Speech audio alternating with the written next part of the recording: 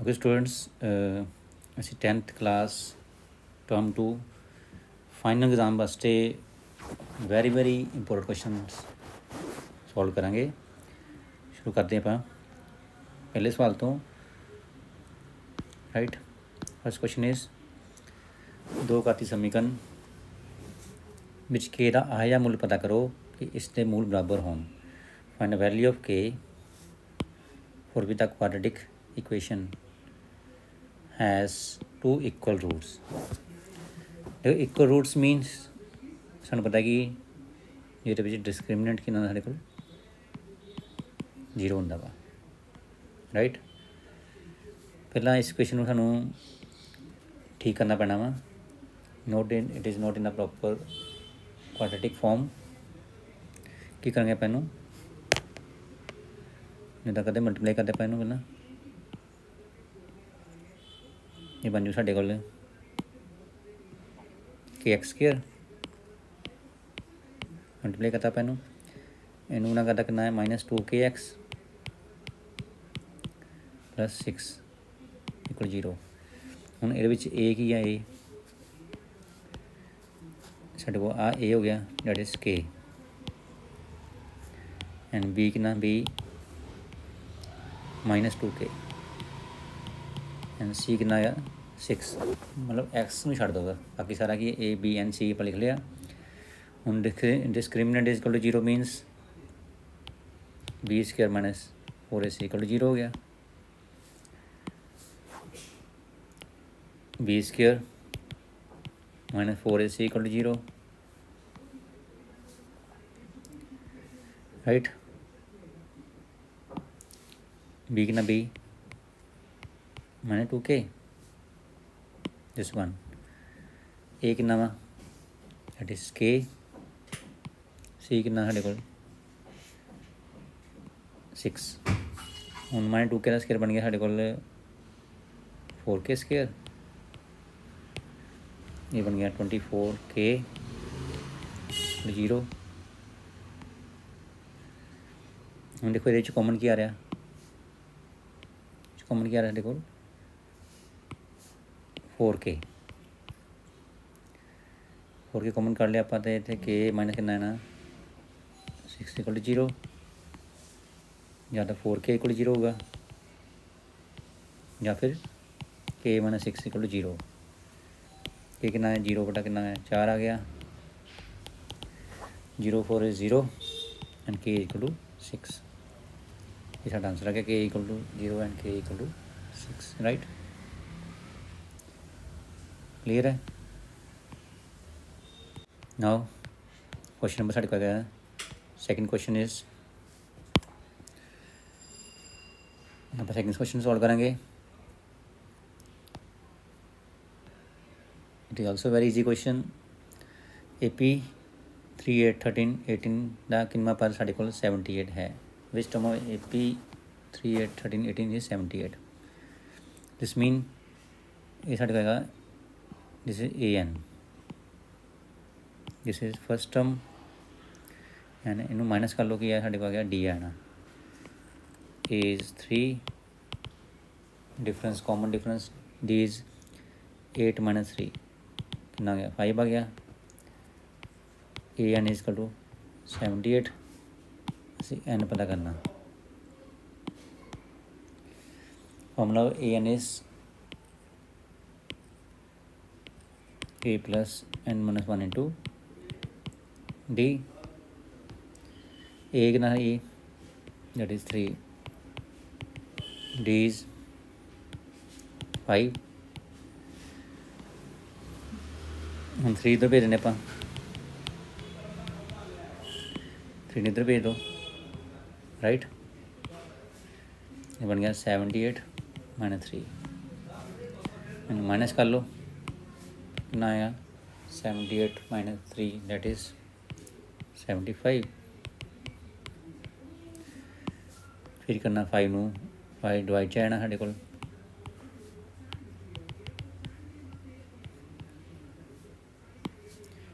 ਕੱਟ ਗਿਆ ਇਹ ਅੰਦਰੋਂ 5 75, N - 1 = 75, एन कितना आ गया 75 + 1 N is 76.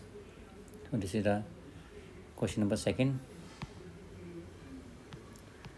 Now come to the question number third. Third question is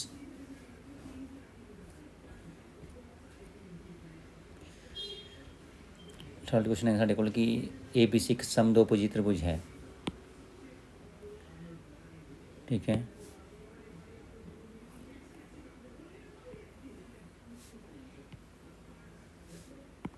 ਤੇ ਇਹਦੇ ਵਿੱਚ ਕੀ ਸਾਡੇ ਕੋਲ ਜਿਹੜਾ C ਕੀ ਹੈ ਸਮਕੋਣ ਹੈ, ਦਿਸ ਇਜ਼ ਰੈਕਟੈਂਗਲਟ C।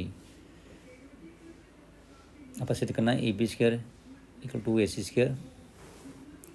ਹੁਣ ਦੇਖੋ C ਤਾਂ ਆਪਾਂ ਮੰਨਣਾ ਹੈ ਕਿ ਰਾਈਟ ਐਂਗਲ ਹੈ, ਅਤੇ A ਅਤੇ B ਜਿੱਥੇ ਮਰਜ਼ੀ ਮੰਨ ਸਕਦੇ ਆਪਾਂ, ਇੱਧਰ ਮੰਨ ਲੈਂਦੇ ਆਪਾਂ ਅਤੇ B ਇੱਧਰ ਮੰਨ ਲਿਆ, ਰਾਈਟ। ਹੁਣ ਦੇਖੋ ਇਹਦਾ ਪ੍ਰੂਫ ਦੇਣਾ ਆਪਾਂ। what is given in this question, that is ਦੋ ਸਮਦੋਭੁਜੀ ਤ੍ਰਿਭੁਜ, ਮਤਲਬ ਦੋ ਭੁਜਾਵਾਂ ਕਿਹੜੀਆਂ ਬਰਾਬਰ ਹੋਣਗੀਆਂ, ਦੇਖੋ ਆਹੀ ਹੋਣਗੀਆਂ ਬਰਾਬਰ, ਆਹ ਵਾਲੀ ਅਤੇ ਆਹ ਵਾਲੀ, ਕਿਉਂਕਿ this is the ਹਾਈਪੋਟੇਨਿਊਜ਼, this is the ਕਰਨ, ਠੀਕ ਹੈ। ਇਹ ਤਾਂ ਸਾਡੇ ਪਏਗਾ that is the hypotenuse, okay. ਇਹ ਸਭ ਤੋਂ ਵੱਡੀ ਭੁਜਾ ਹੁੰਦੀ ਸਾਡੇ ਕੋਲ, ਆਹ ਦੋ ਭੁਜਾਵਾਂ ਨੇ ਆਪਸ ਵਿੱਚ ਬਰਾਬਰ ਨੇ। Means it is given that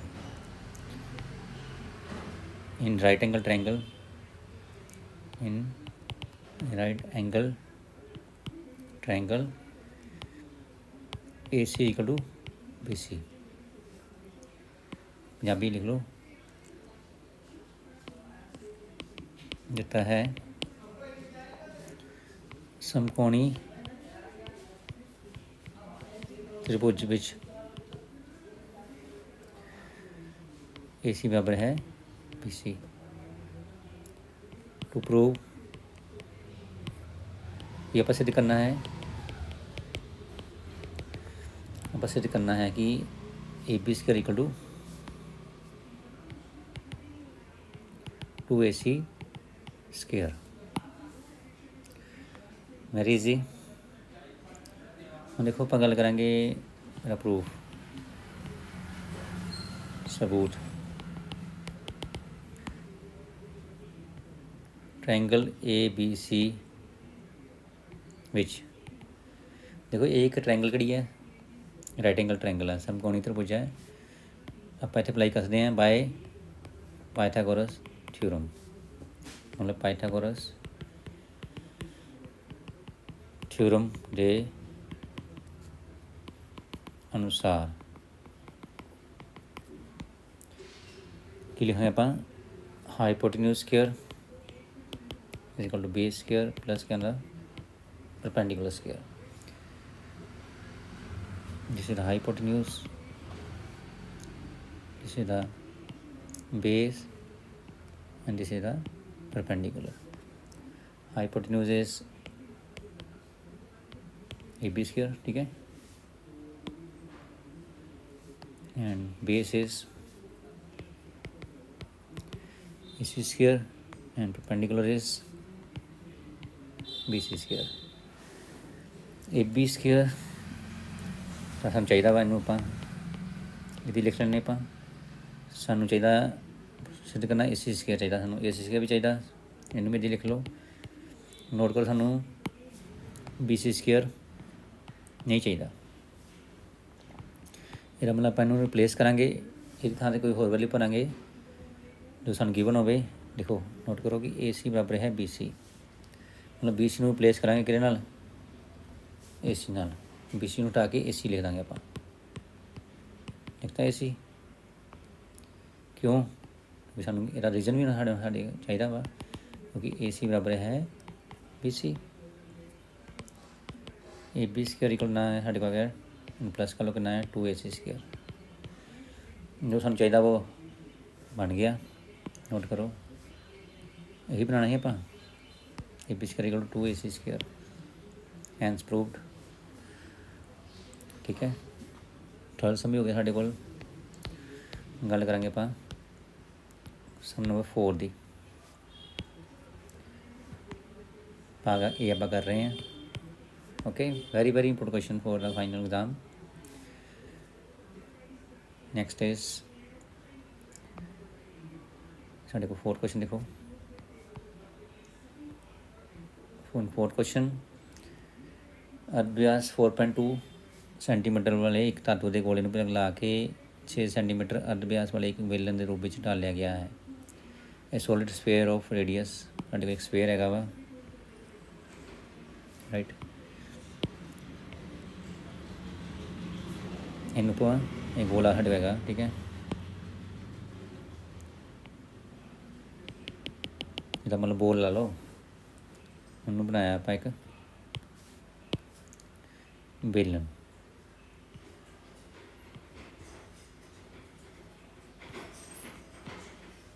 ਠੀਕ ਹੈ,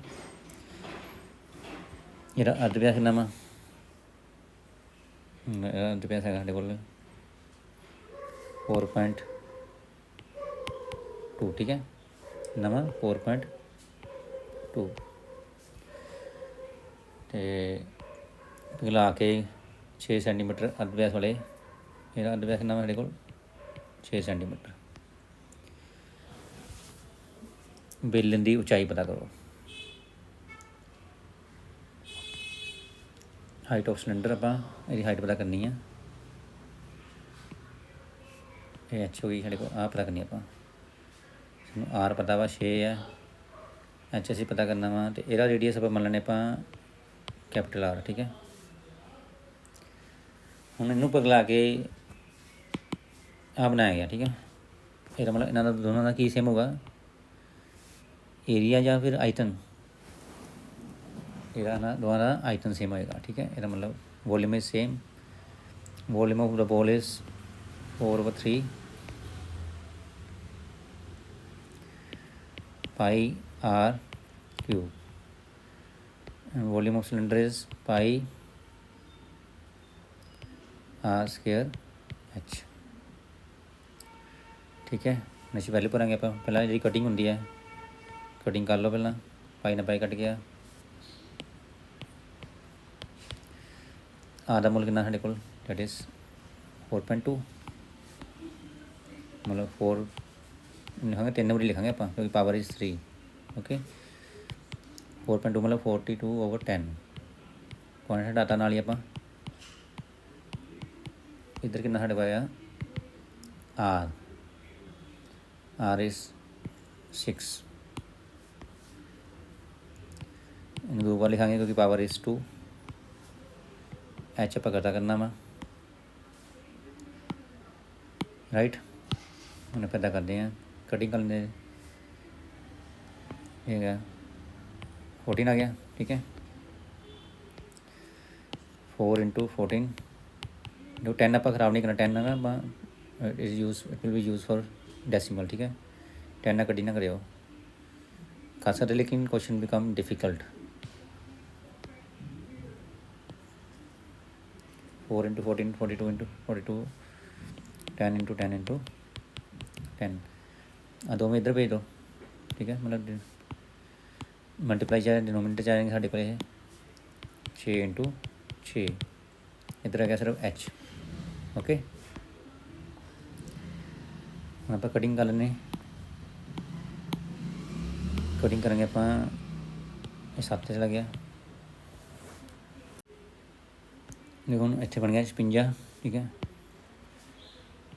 56 ਅਤੇ 7 49, ਠੀਕ ਹੈ। ਗੁਣਾ ਕਰ ਲਿਆ ਆਪਾਂ, ਰਾਈਟ। 56 × 49, ਰਾਈਟ। ਹੁਣ ਇਹਨੂੰ ਗੁਣਾ ਕਰਾਂਗੇ ਆਪਾਂ ਇੱਕ, ਠੀਕ, ਇਹਨੂੰ ਗੁਣਾ ਕਰਾਂਗੇ 9 × 54, 45, 9 × 45 ਤੇ 50 ਆ ਗਿਆ। 24, 20 ਤੇ 2 22, ਰਾਈਟ। ਇਹ ਆ ਗਿਆ ਸਾਡੇ ਕੋਲ 2744। ਦੇਖੋ ਆਪਾਂ 10 ਦੀ ਕਟਿੰਗ ਨਹੀਂ ਕੀਤੀ because it will be use for decimal. ਇਹ ਬਣ ਗਿਆ 1000, ਅਤੇ ਇਹਨਾਂ ਨੂੰ ਗੁਣਾ ਕਰਤੀ ਆਪਾਂ, ਠੀਕ ਹੈ। ਅਤੇ ਅੱਛਾ ਗਿਆ। ਹੁਣ ਡੈਸੀਮਲ ਕਿੱਥੇ ਹੋਗਾ, ਦੇਖੋ 30 ਨੇ ਸਾਡੇ ਕੋਲ, 1 2 3 ਡਿਜਿਟ ਤੋਂ ਬਾਅਦ, ਮਤਲਬ 2.744 आंसर इज इन सेंटीमीटर और मीटर चेक करते हैं अपनी, इज इन सेंटीमीटर आंसर, ठीक है, पकड़ना सेंटीमीटर च आंसर, जिस हाइट ऑफ द सिलेंडर। सो आप देखो ऊड़ा भाग आप कंप्लीट कर लिया वा, ठीक है, पार्ट ए आप पूरा कंप्लीट कर लिया, ठीक है, ओके। ये भी चला गया 7 तो 6 45।